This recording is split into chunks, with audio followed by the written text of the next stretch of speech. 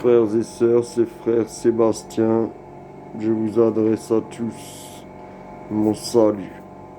Comme je vous ai dit, je travaille dans l'agroalimentaire et c'est honteux comme en Occident on gaspille les choses. Je travaille plus précisément dans le domaine de la boulangerie semi-industrielle. Et voilà, plutôt que de distribuer des baguettes gratuitement, eh ben, on amalgame les baguettes crues que l'on sait qui ne sont pas vendues et on en fait ceci. Le plus gros, il est là. Je vous montre par rapport à ma main. Ça pourrait très bien être, malgré que ça soit amalgamé, coupé en petits carrés d'environ 500 grammes. Et je pense que ça ferait le pain d'un repas pour au moins 25 familles, à condition qu'ils ne mangent pas non plus 1 kilo de pain par jour, c'est sûr. Mais ça ferait 500 grammes de pain pour un repas pour 25 familles. Et ça, c'est ce qu'on jette journalièrement. Alors encore, au niveau de l'Europe, ça me dérange pas trop parce que on meurt de moins en moins de faim.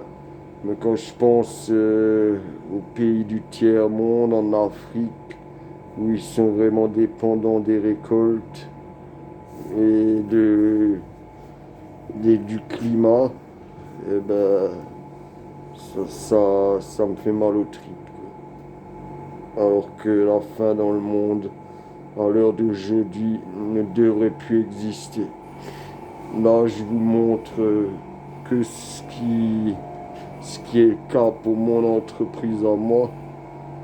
Et nous sommes une chaîne d'une centaine de magasins, donc multipliez ça par 100 et vous verrez.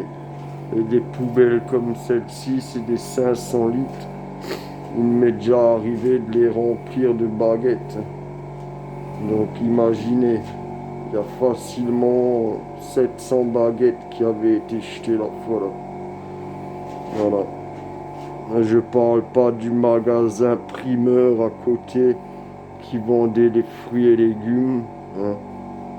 Je voudrais pas voir. D'ailleurs, c'est caché. Ils ont sûrement un local pour stocker tout ça, pour que ce soit pas à la vue des gens ou bien pour éviter que des gens ne se servent. Mais ils doivent jeter de sacrées quantités de légumes. Heureusement, c'est vrai que j'ai vu de temps en temps des associations venir chercher une partie de ces produits invendables. Invendus, invendables, ça reste à discuter. C'est vrai qu'on n'accepte plus qu'il y ait un trou dans une salade, si ça. Mais tout ça, ça fait partie d'un problème sociétal dont on pourra discuter une autre fois. Mais voilà. Le pain de vie. Euh, ce pain dont a parlé notre prophète pour symboliser son corps, eh bien, qui est sans doute l'aliment le plus sacré qui a permis l'émergence de nos civilisations sous cette forme ou sous une autre, parce que c'était soit du pain sans levain, ça c'est égal, le fruit issu du blé, ben voilà où ça va finir.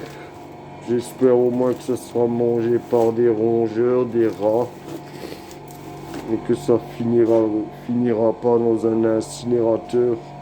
Encore que même dans un incinérateur, on va dire que ça retournera en cendres et tout retourne à la terre, certes. Mais ça pourrait remplir les estomacs. Voilà, tout simplement. Je vous salue, que la paix de Dieu soit avec vous. Amen.